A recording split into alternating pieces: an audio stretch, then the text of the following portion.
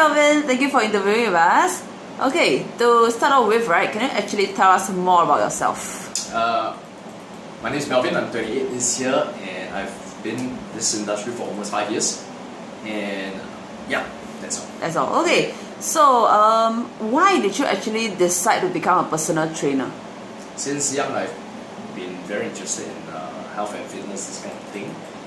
And that is why after NS, I took up my first job as a private medic with APAC for a few months. Then after that, I injured my wrist badly, that's why I have to stop. But I just don't want to give up on this kind of industry. That's why I took up courses for personal training, which is almost related to this kind of health and fitness thinking. That's when I started working as a personal trainer. I see.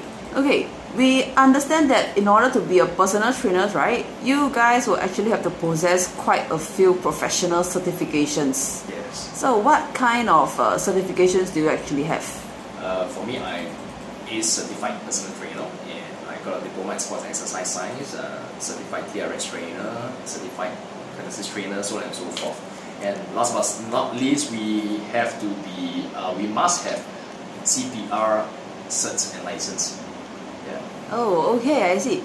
So, for the fitness industry is always ever changing. How do you actually keep your fitness training knowledge up to date?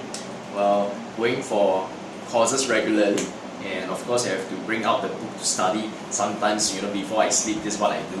Oh, okay. Every day we have to deal with different kind of weird questions and people. That's why we have to get ready every time. I see. So what do you actually think that is the difference between a personal trainer 10 years ago and a personal trainers today? What is the importance that a personal trainer must possess in today's world? I just feel that I think first I would say maybe personal experience. Like let's say if you don't work out, then I think it's not advisable for you to work as a personal trainer. You yourself must maintain your physique, this kind of thing. And at the same time, in terms of knowledge, I would say that the current cert we possess is totally different from 20 years ago. It's much more updated, I would say. Oh, okay, I see. So just now you were mentioning that there might be some kind of weird questions from prospects or even your existing members. Yes. Maybe let me ask you the very first questions, okay? Okay. Like this new client came to you and asked you, why should I work out with you? What's your approach to that? Well, of course, the first thing I'll ask, are they familiar with the exercises or equipment or something? Let's say if they are not familiar, of course, I will advise them to engage a trainer so that they can actually learn something to prevent injury, this kind of thing. As you can see that when it comes to exercise, this kind of thing, the technique and the form is also what we call the lifetime skill. That's why I just feel that's very important. Oh, okay. So let's say for your very first assessment that you do with a new client, right? What kind of evaluations do you conduct to help them to begin their fitness road? Okay, very good question. Of course, before I give them any customized program, I have to check their movement first. I would say I will start off from their bending motion, their spinal flexion extension. I'll check their posture, and I will check their upper body, their pushing ability, capability, pulling ability, squatting, normal activity life. I mean, everyday movement. I would say every normal human body movement before I give them exercise. Yeah. Okay, so for all new clients, they always have this question in their mind, which is, I believe you are also aware of it. What kind of result can I expect, and how soon can I actually see it? Of course, for beginner, they will see result in terms of energy level and strength gain very fast, because it's just like a sudden shock for their body. That's why their body changes very fast. After a few months, and this is when plateau already, and they might need me to give them another program to reshock their body to see result. So the first thing, like what I say, is like energy and the strength.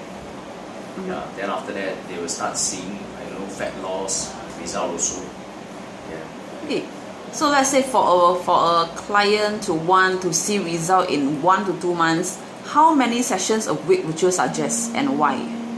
Uh, Basically, I will suggest more than once a week, because if you were to tell me that you want to work out only once a week, or you want to carry only once a week, it's like a sudden shock for your joint, I would say, which is not advisable lah. That's what we call the weekend warrior.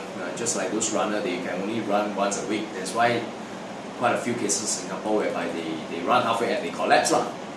Yeah, so 2 to 3 times a week is much more advisable. Yes, if you want to see result fast. Okay, I see. So, do you actually monitor your clients' progress throughout the program that you do for them? Yes, we have to do that. How often do you actually do it? Every day, every each session. So for myself, is that I will actually write down their progression, and I will take notes in my own personal book lah. So of course, every few weeks I have to check their strength, this kind of thing, for me to gauge whether to give them a heavier weight or increase their intensity. Oh, I see. Have you ever been in a situation whereby a client is discouraged during your training session? It's inevitable lah for some of them. Sometimes you have to ask them questions like, okay, hey, is there anything wrong with the training, or is there anything wrong with their own personal life, this kind of thing. From there, then I will understand more. So let's say if they just find it boring or whatever after a few months, maybe I will try to change program. Then I will reduce their intensity also, in order for me to prevent their central nervous system to break down. Yes, of course I do not want them to drag their feet every day to the gym. Of course. Yes, this is not a military camp, it's just a gym. Yeah. Okay. Then another situation is, let's say, what would happen if a client actually injured himself or herself during your training? I will explain to them, the importance of working with injury, and of course not pain. Plus, injury is pretty common for most of the athletic, including me. I do have a couple of injuries in my body, and I just feel that whatever thing we do, there must be progression and regression. Regression as in you either reduce the volume or you reduce the intensity.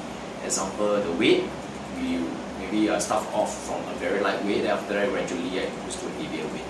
Yes. Okay, I see. Okay, before we end off this interview, right, is there anything whereby you will want to tell your existing clients, and of course those new clients who are going to come on board? I have to say,